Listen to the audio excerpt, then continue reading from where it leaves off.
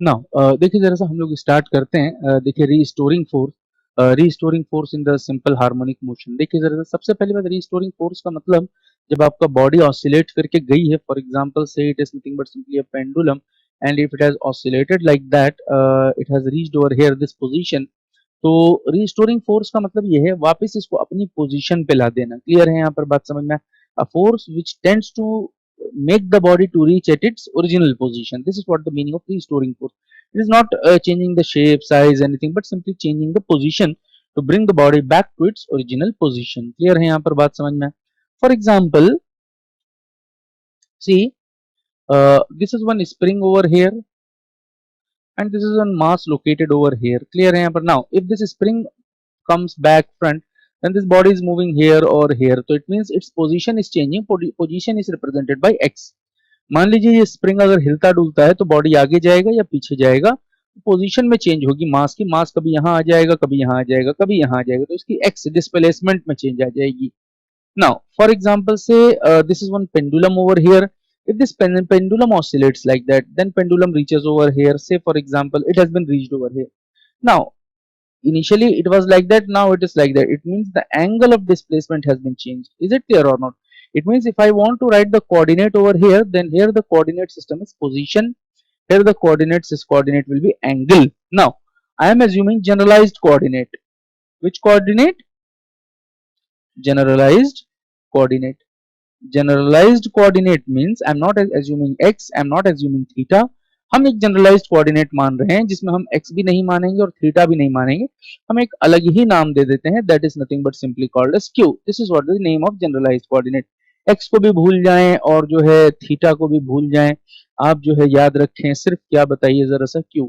और इसी से सारे डेफिनेशन, सारे नोटेशन हम लोग जो है निकालेंगे। Clear? Now say for example q naught stable equilibrium point. Stable equilibrium, stable equilibrium point मानना इसलिए जरूरी है क्योंकि ऑसिलेशन जो होगा वो स्टेबल इक्विलिब्रियम पॉइंट के आगे पीछे ही होगा। हम लोगों ने ऑसिलेशन के बारे में पढ़ा था तो ये बात तय कर लिया था कि जो भी ऑसिलेशन होता है उसके लिए एक स्टेबल इक्विलिब्रियम पॉइंट का होना बहुत जरूरी है। क्लियर है यहाँ पर बात समझ में आया? इसीलिए हम लोग एक स्टेबल इक्विलिब्रियम पॉइंट मान लेते हैं। We are assuming stable equilibrium point only because oscillation take place around about stable equilibrium point. That's why we are assuming stable equilibrium point. Now the displaced point q is the displaced point which is not the stable equilibrium point. Now I want to calculate the potential energy of the body at any point which is other than the stable equilibrium point. हम जो है potential energy calculate करना चाह रहे हैं body का जो stable equilibrium point पे नहीं है, कहीं और पे है। अच्छा मैं इसको अगर ऐसे लिखना चाहूं तो आप बताएं सही है या नहीं है? Q naught plus Q minus it is nothing but simply Q not. सही है ना? ये Q नॉट कैंसिल हो जाएगा, Q बचेगा U ऑफ Q, और आना भी क्या चाहिए? U ऑफ Q आना चाहिए। तो आप इसको कैंसिल मत करो, बस ऐसे दिल में ऐसे समझो कि ऐसे कैंसिल हो गया है। This is like that. Is it clear or not? Now for example f of a plus h, अगर इसको टेलर सीरीज से खोलेंगे तो f ऑफ a प्लस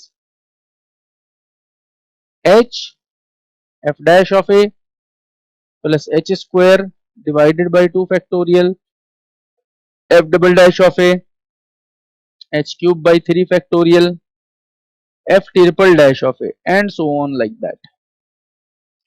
तो उसी तरह इसका एक्सपेंशन करो, u of it is nothing but simply q naught plus q minus it is nothing but simply q not. इसको ये f है, ये a है, ये h है। f of a u of q naught plus h q minus q not, f dash u है f तो इसका मतलब it is nothing but u dash. f dash a लिखना है तो u डैश a लिखना है, a तुम्हारा q नॉट है। आगे चलते हैं, प्लस h स्क्वायर, ये q minus q naught, h माना है इसको, q minus it is nothing but simply q naught square divided by 2 factorial f double dash that is u double dash, a तुम्हारा q naught है, plus last q minus q naught it is nothing but simply whole cube divided by 6, 3 factorial का मतलब 6 हो जाता है, u triple dash, this is nothing but simply q naught, this is what I am assuming, and the series go on like that. Clear है यहाँ पर बात समझ में? आगे चलते हैं, थोड़ा सा हम लोग इस पे चर्चा कर लेते हैं। आप देख लीजिए, आपको बहुत अच्छे से चीजें समझ में आने लगेंगी अगर आप इसको समझेंगे तो। ट्राई टू सी हियर, देखिए ये वाला part u dash of q not.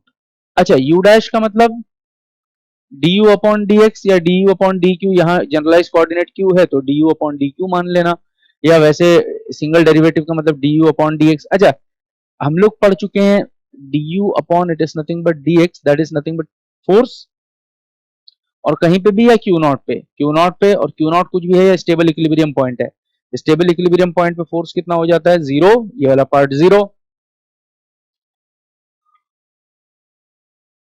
अब क्या बच गया? u of Q naught plus Q minus Q naught, it is nothing but whole square by 2 factorial, तो 2 ही होता है, u double dash of it is nothing but simply Q naught plus Q minus it is nothing but simply Q naught, this is whole cube divided by 3 factorial, 3 factorial को आप 6 लिख सकते हो। यहाँ पर it is nothing but u triple dash of Q naught, this is what the notation, और इसके बाद लिखना चाहो तो लिखो, लेकिन I am not writing now. अच्छा, ये कुछ भी है या ये वाली चीज है? ये वाली चीज है, Q नॉट कैंसिल, तो क्या बचा? Q, so it is nothing but simply u of Q, that is potential at energy at any point other than stable equilibrium point. Now further, अब जरा सा ध्यान से देखिए आप इसके बारे में। अच्छा, डबल डेरिवेटिव स्लोप होता है, sorry rate of change of slope होता है, rate of change of slope any point और stable equilibrium point, stable equilibrium point, तो किसी पॉइंट पे कोई चीज निकाल रहे हो तो वो कांस्टेंट ही आएगा, इसीलिए इसको एक नाम दे दिया जाता है, that is called as constant and represented by K. In general it is also called as force constant. कौन सा कांस्टेंट? फोर्स कांस्टेंट इसलिए बोलते हैं क्योंकि सिंगल डेरिवेटिव इसका फोर्स ही होता है, यू पोटेंशियल एनर्जी का सिंगल डेरिवेटिव फोर्स ही होता है, तो डबल डेरिवेटिव इसलिए वो फोर्स कांस्टेंट से रिलेट कर दिया है। क्लियर है यहाँ पर? और अगर डबल डेरिवेटिव को के मान रहे हो तो ट्रिपल डेरिवेटिव को आप के डैश भी मान सकते हो, लेकिन इसकी जरूरत नहीं है, यहां से खत्म हो जाता है। अब जरा सा ध्यान से देखिए, Q not stable equilibrium point था, क्यू स्टेबल इक्विलिब्रियम पॉइंट से हट के कोई पॉइंट था, मतलब Q माइनस क्यू नॉट जो हम लिख रहे हैं ये स्टेबल इक्विलिब्रियम पॉइंट है, ये हटा हुआ पॉइंट है, इन दोनों में फर्क बहुत कम है, इसका मतलब ये डिफरेंस बहुत स्मॉल आएगा, स्मॉल का स्क्वायर और स्मॉल आएगा, स्मॉल का क्यूब और स्मॉल आएगा, तो इसको हम नेग्लेक्ट ही कर देते हैं, इसीलिए फर्दर हायर पावर और नहीं लिया था। क्लियर है यहाँ पर बात? समझ में आया नहीं समझ में आया? तो आई होप यहां तक आपको समझ में आ गया होगा। तो इसका मतलब u of q, if I want to write that is equal to u of q naught plus half, this is q minus it is nothing but q naught, this is whole square u double dash of it is nothing but simply q naught.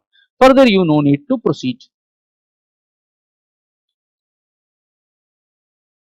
ठीक है, आगे चलते हैं, यहां तक आप लोगों ने लिख दिया है। now force is equal to minus du upon it is nothing but simply dx, यहां पर x की जगह q माना है, minus du upon it is nothing but simply dq, तो u आपने निकाल रखा है, इसको अच्छा ये वाला तो कांस्टेंट ही है क्योंकि अच्छा इसमें u जो है, u में कोई q का नाम नहीं है, q नॉट का नाम है, तो ये वाला डेरिवेटिव आपका जीरो हो जाएगा, this derivative will be zero, भाई इसमें q तो है ही नहीं, q नॉट है, और आप डेरिवेटिव किसके रेस्पेक्ट में कर रहे हो? q के रेस्पेक्ट में, ये खत्म हो गया। ये वाला एक माइनस साइन अभी भी बचा हुआ है, माइनस, इसको डेरिवेट करते हैं, हाफ ठीक है, पावर का derivative two, q minus Q not, अब q माइनस क्यू नॉट का डेरिवेटिव, q का डेरिवेटिव 1 हो जाएगा, q नॉट 0 हो जाएगा, तो रहने दो। चलें आगे, आगे चलते हैं। अब जरा सा ध्यान से देखिए आप, ठीक है, this will get cancel out. अच्छा, u डबल डैश को हम लोग k मानते हैं, ऊपर माना हुआ है, k तो वैसे ही कांस्टेंट है, ऐसे ही छोड़ दो।